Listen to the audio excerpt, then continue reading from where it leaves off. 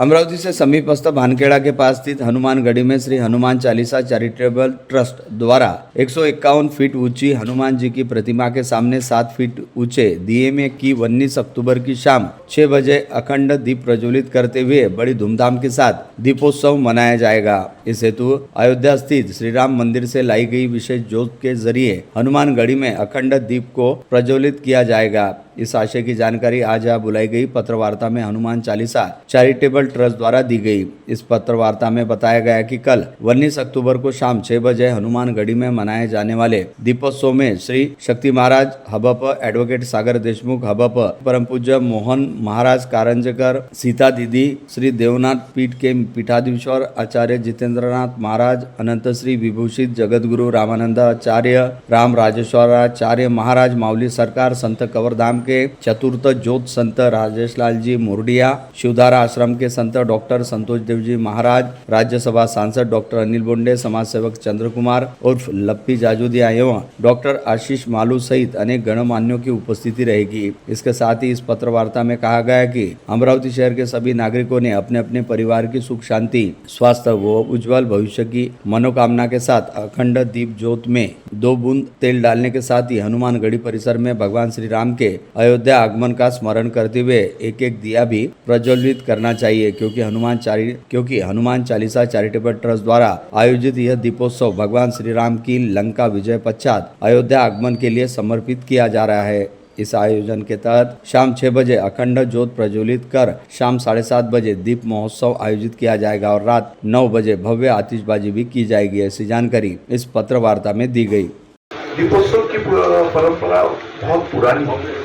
पहली परंपरा जो हम सब लोग जानते हैं वो प्रभु श्री रामचंद्र के आगमन की परंपरा जानते हैं और प्रभु श्री रामचंद्र की आगमन की परंपरा धनत्रयोदशी से दीपोत्सव शुरू किया गया था, जबकि वो अयोध्या में धनत्रयोदशी के कुछ दिन पहले ही आ गए थे, लेकिन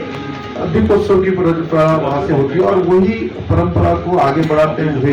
अयोध्या में भी बहुत जोरों शोरों से जब से अयोध्या मंदिर बना है उसके पहले भी दीपोत्सव होता था, लेकिन अयोध्या मंदिर की स्थापना होने के बाद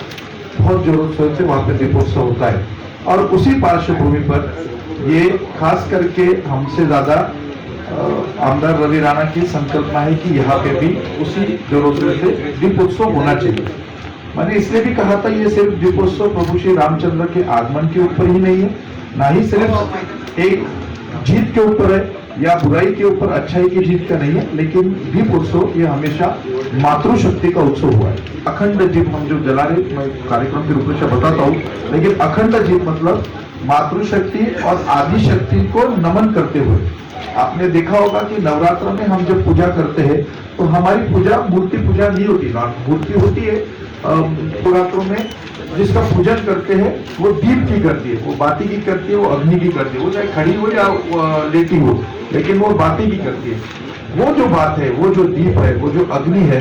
प्रॉपर कुलदेवा जिनका वर्णन हमको पुराणों में और शास्त्रों में मिलता है, ऐसे 1 7 5 6 कुलदेवियां एक साथ किसी एक शहर में अगर देखने को मिलेगा, सिर्फ अमरावती में है। इस देश का पुरातन नाम इंद्रप्रस्थ था और कुलदेवी क्षेत्र होने के बाद, एक कुलदेवी का एक गढ़ होने के बाद, उसके बाद इस यहाँ पे संत परंपरा आगे